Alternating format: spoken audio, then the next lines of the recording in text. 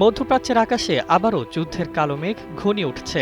নতুন করে উত্তেজনার আগুন জ্বালিয়েছে ডোনাল্ড ট্রাম্পের কঠোর ঘোষণা, যার জেরে পুরো অঞ্চলে ছড়িয়ে পড়েছে অনিশ্চয়তা আর আতঙ্ক।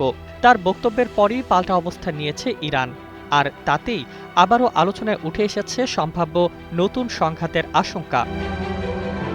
ইরানের শীর্ষ মহল স্পষ্ট করে জানিয়েছে, তাদের ওপর চাপ বা সামরিক হুমকি বাড়ানো হলে তারা চুপ করে বসে থাকবে না, বরং পারস্য উপসাগর জুড়ে প্রতিক্রিয়া দেখানো হবে, যেখানে লক্ষ্যবস্তুতে পরিণত হতে পারে যুক্তরাষ্ট্রের ঘনিষ্ঠ মিত্র আরব দেশগুলো।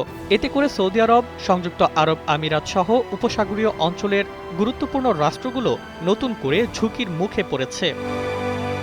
এই উত্তেজনার কেন্দ্রবিন্দুতে রয়েছে হরমুজ প্রণালী, বিশ্বের অন্যতম গুরুত্বপূর্ণ জ্বালানি পরিবহন পথ।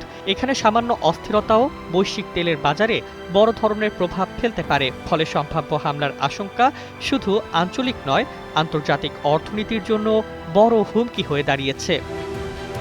বিশ্লেষকদের মতে, যুক্তরাষ্ট্রের চাপ ও অবরোধের জবাবে ইরান এখন শক্ত অবস্থান দেখাতে চাইছে, আর সেই কৌশলের অংশ হিসেবেই তারা আঞ্চলিক শক্তির ভারসাম্যে প্রভাব ফেলতে চাচ্ছে।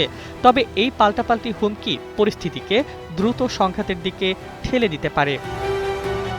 এদিকে সামরিক বিশেষজ্ঞরা সতর্ক করে বলছেন, যদি উত্তেজনা আরও বাড়ে তাহলে এটি সীমিত সংঘাতে আটকে থাকবে না, বরং পুরো মধ্যপ্রাচ্য জুড়ে বিস্তৃত সংঘাতের রূপ নিতে পারে। এতে জ্বালানি সরবরাহ, আন্তর্জাতিক বাণিজ্য এবং নিরাপত্তা ব্যবস্থায় বড় ধাক্কা লাগতে পারে। সব মিলিয়ে পরিস্থিতি এখন চরম অনিশ্চয়তার। একদিকে কূটনৈতিক পথ প্রায় বন্ধ, অন্যদিকে সামরিক প্রস্তুতি জোরদার। প্রশ্ন এখন একটাই, এই উত্তেজনা কি নতুন যুদ্ধের রূপ নেবে, নাকি শেষ মুহূর্তে থামবে সংঘাতের চাকা?